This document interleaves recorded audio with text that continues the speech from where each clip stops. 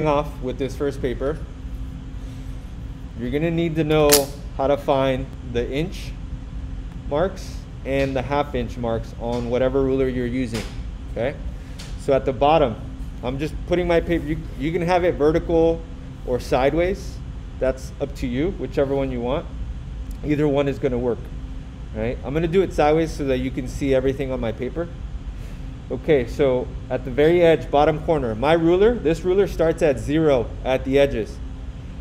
This other ruler I have does not start at 0 at the edge. So make sure whatever ruler you're using, that you see where the 0 is at. Right? And so what you're going to do, or what we're going to do, is create a 4 by 5 inch rectangle. So at the bottom here, we're going to mark where 4 is. Right here, right?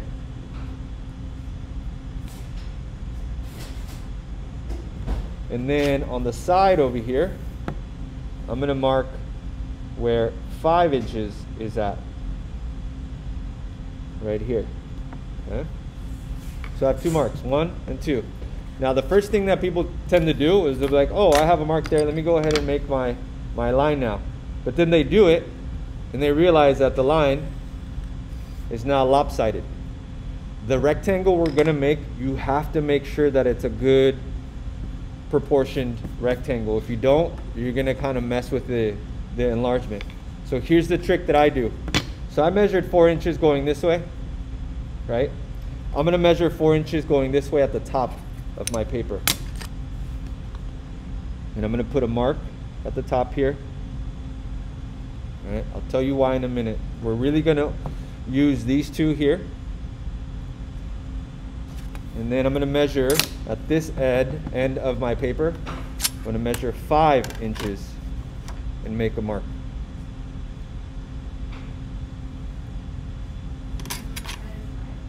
Yes, so 4 going this way to the right from the corner, and 4 going this way from this corner to the right over here. I put a mark up there. So I have 2 marks, one here and one here. And then I have the other 2. And these are 5 inches going from the bottom of the paper. Okay. All right. And now we're ready to do the rectangle, or draw the rectangle. So I'm taking the ruler and connecting these 2 marks that I made, the bottom one here and the top one here.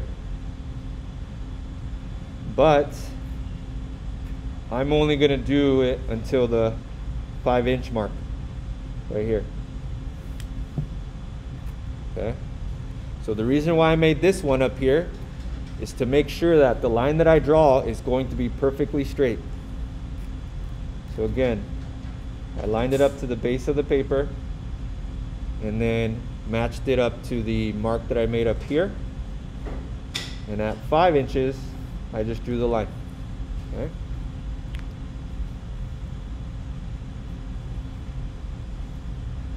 And then I'm going to do the same thing for the other 2 marks.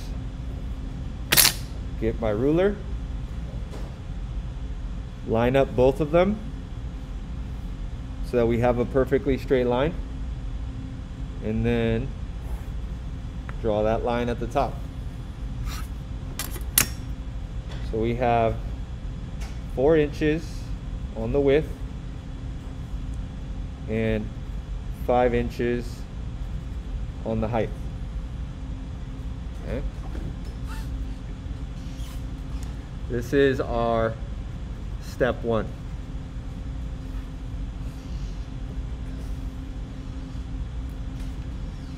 So I'll wait for people to make that rectangle.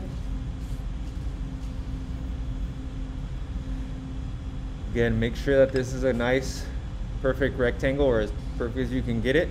So the sides shouldn't be slanted, because if either sides are slanted, your proportions could get messed up.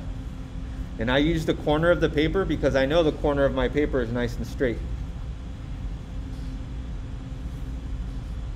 Just like whatever paper you grab, I'm sure it has a perfectly 90-degree corner, right?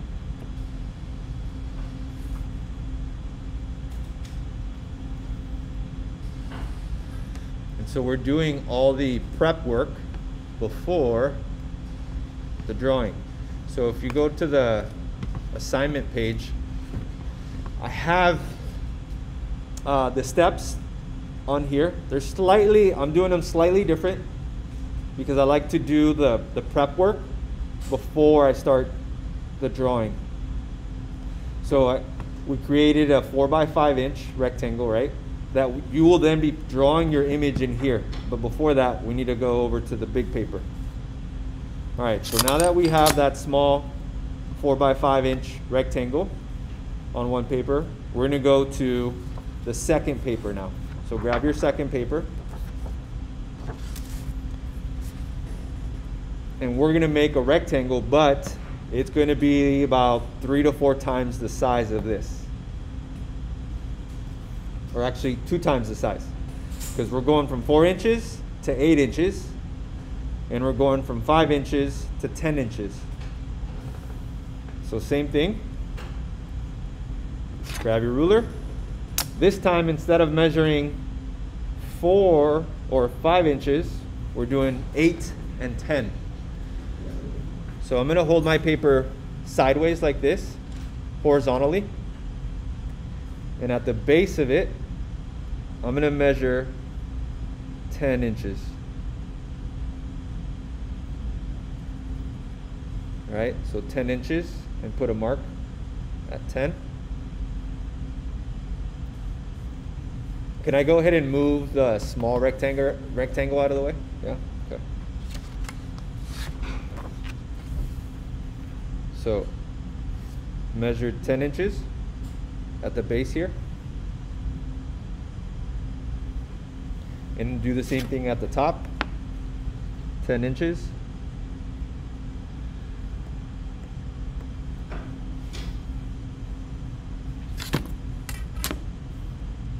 All right.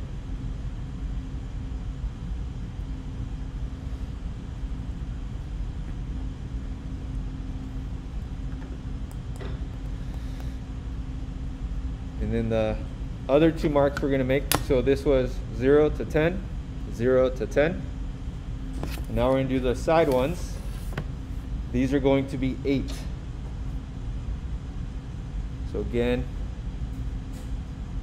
measure from bottom left corner up to 8. And you're going to do the same thing on the other side. 0 to 8 and make a mark. So now we have 4 marks.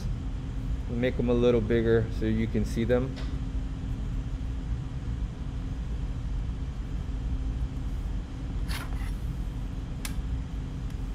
Okay, now same thing like we did with the small rectangle. Line it up. I'm going to start with the vertical line here. But instead of drawing the whole thing, I'm going to stop at 8 inches here. All right. So now I have that line. So this line is 8 inches long. Put it over here.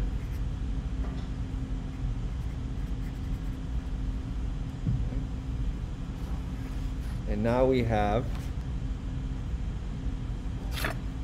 the other one. Line it up again. And you should stop at 10 inches. So now we have a 10-inch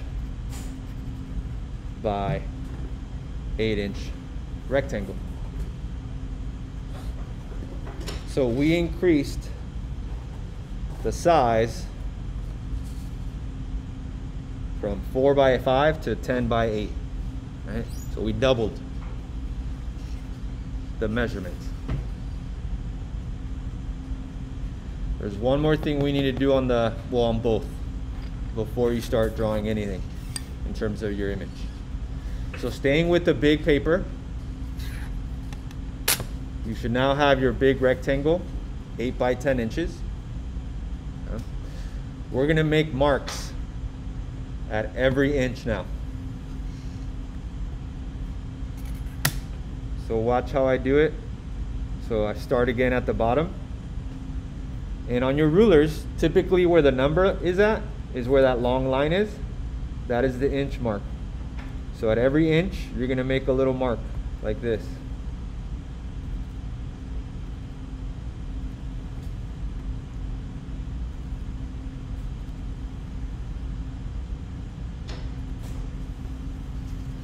So as you see, I'm going to make them a little longer so people online can see them. You don't have to make them this long. Again, I'm just doing it because sometimes it's easier to see it up on the screen. All right. So I made marks at every inch. So you should have 1, 2, 3, 4, 5, 6, 7, 8, 9 marks. And you're going to do the same thing for the top part of it up here. So same thing, line up your ruler, and at every inch, make a mark. And then we're going to connect the marks, but you need to make sure that, whoops, you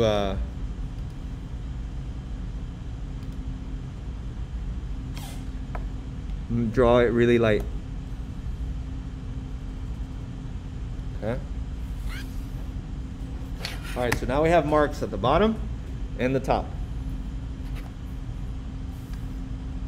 And so now we connect them. You're going to connect all the marks, but do it really light because you're gonna end up erasing this grid at the end of your enlargement. I'm going to draw them darker so that you can see them up on the screen. You need to make sure that you draw them light. Okay, so go ahead, connect the lines.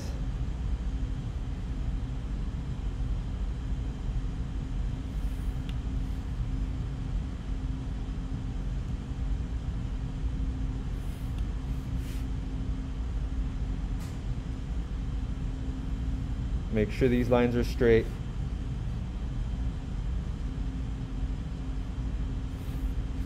And this is essentially what Chuck Close was doing, the artist that did those realistic paintings. He would put a grid on the photographs that he was painting from, and he would also put a grid on his canvas. But his grid is probably way more squares than what we're going to be making on his paper and on his canvas. All right, so now I have all of these vertical lines, right? Now we have to make the horizontal lines going this way to finish making our squares. And you're going to do the same thing. Mark at every inch. Make a mark. And you're going to do the same thing on the other side. Now, some people will say, oh, why do I have to make marks on both sides?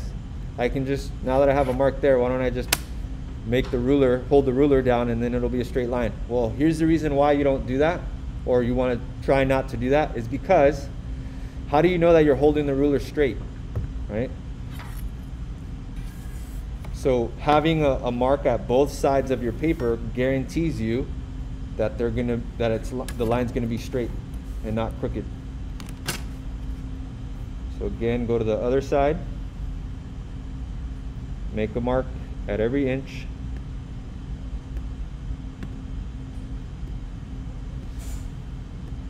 And same thing. Now connect all your marks. And again, don't draw this too dark because you're going to be erasing this grid at the end of everything.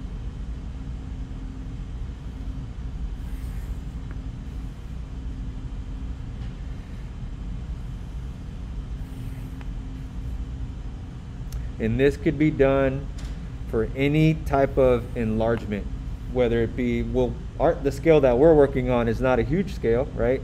We're going from a 4 by 5 inch to 8 by 10. But this exact same thing works for if you're doing a drawing that's 8 by 10 and enlarging it to 4 feet by 2 feet, right? You just have to kind of figure out the math on how much you're increasing the proportions by. So now we have an 80 square grid. on this paper.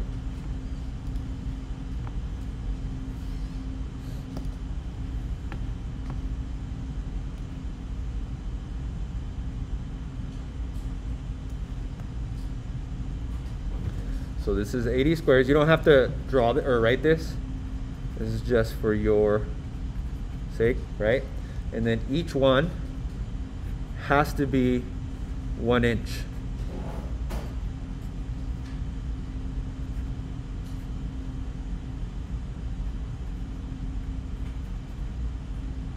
Right?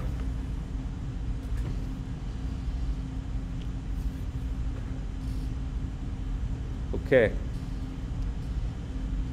We're gonna do, so right now my paper is horizontal, right? On here. Going back to the small rectangle. This rectangle, the small one, is right now it's vertical. And now it matches, right? So now it's horizontal, both of them are horizontal. The image that you choose can be horizontal, or it can also be vertical like this. Okay? It does not matter.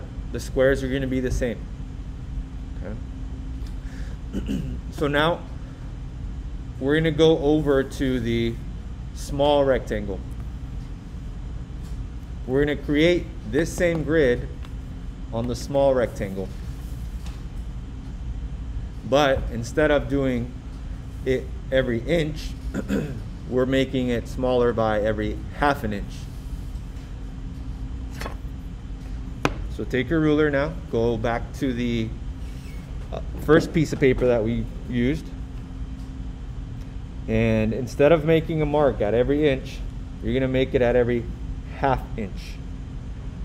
So in case you're wondering where the halfway mark is, it's in the middle of the numbers, and it's typically this long line here in the center. So make sure you're putting it in the right place. So every 1/2 inch, make a mark. You can do that all the way around. So I start at the top there, and I'm going to make it at the bottom as well. This grid also needs to be light. You don't want to make it too dark. Okay. But don't draw the lines just yet. And I'll tell you why in a minute. So now I'm going to go ahead and do the marks on the sides. Again, every 1/2 inch.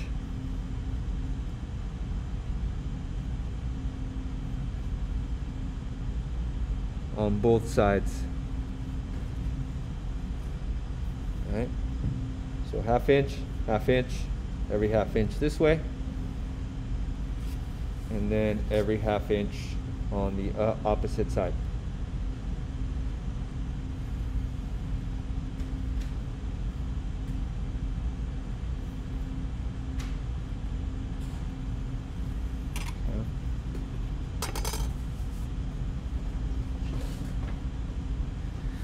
So this small rectangle will also have 80 squares inside of it. So the big rectangle has 80 and the small one will have 80.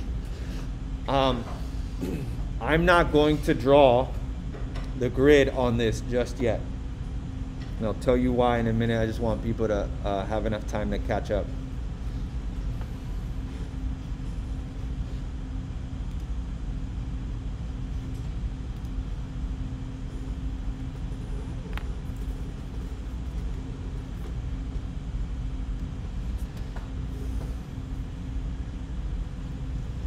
People online, does anyone have questions? Or am I going too fast or too slow?